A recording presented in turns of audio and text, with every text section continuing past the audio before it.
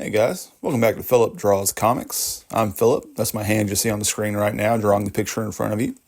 And today we're doing our third and final installment in this particular series, wherein I took a commission from an old friend who's a dungeon master playing Dungeons and Dragons.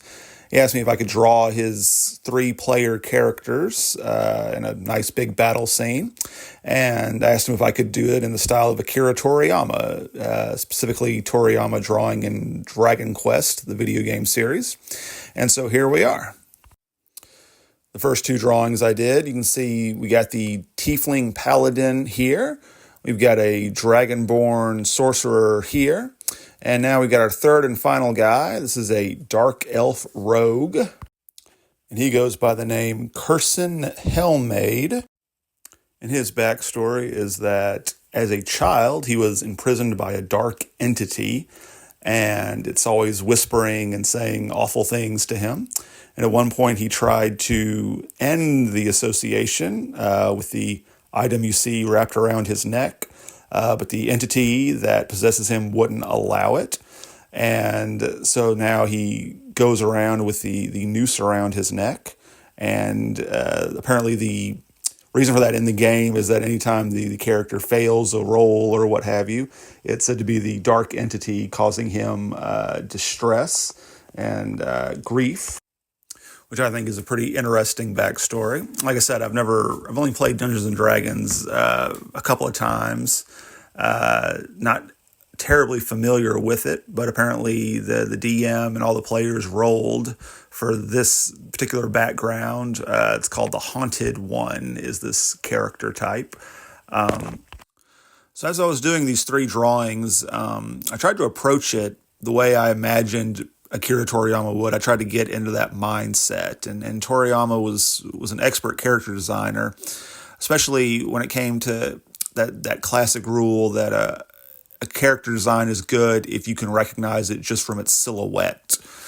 And if you look at certainly early Dragon Ball, with the initial cast of characters, Toriyama was really good at having different types of characters with different sizes and body types, and arguably different goals and abilities in a team as things went on. Unfortunately, when you get to the era of Dragon Ball Z, everybody looks the same because all the main characters are just Super Saiyan. So it's just a handful of humanoid looking guys with spiky blonde hair.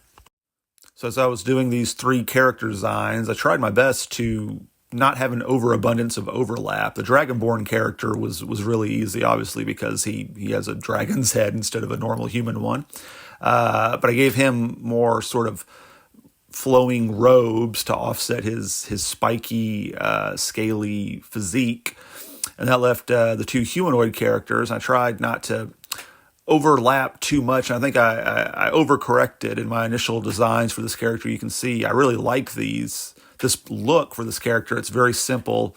If you were going to do a manga and this was one of your main characters, this would be an easy guy to draw 1,000 times. But after I kind of left and came back, I realized it didn't really speak well or speak properly to the character. He's a rogue. He's supposed to have a lot going on, various sort of ramshackle, kind of like I was imagining like a cross between Aragon from Lord of the Rings and one of the orcs from Lord of the Rings. So I took his jacket and extended it down into a long sort of duster and gave it ragged edges as if it had been dragging through the mud and muck over the years, and added some armor and straps and what have you. At this point, I stopped worrying about too much overlap with the other characters and just tried to make what I thought was a really cool design that made the character stand out. That said, I do think I managed to differentiate the 2, this guy and the Tiefling Paladin. This guy has, to my mind at least, a more sort of buttoned up and buttoned down demeanor, while this rogue character has a more sort of mixed up, asymmetrical, put together design. This is me messing with the light of the ring light as I'm drawing. But the Paladin also has sort of a larger body frame. He's got more of like a Piccolo style body, and this guy has a more shorter, shrimpier design. uh, earlier in the picture when I had him still bald headed, I thought that might be an interesting way to go. Again, if I was doing this as just a character design for myself for a manga I wanted to draw, it would probably I might have kept him with a bald head just to really differentiate him from the other guy. Overall, these have been really fun and satisfying character designs. Basically, it gave me an excuse to go through all of Toriyama's artwork and pick out things that I thought worked really well. I said before in one of the previous videos in this series that Toriyama's style is very modular to my eyes, and that you can take bits and pieces of different character designs and remix them and create new character types. That's what I was trying to do here, and something I really enjoyed.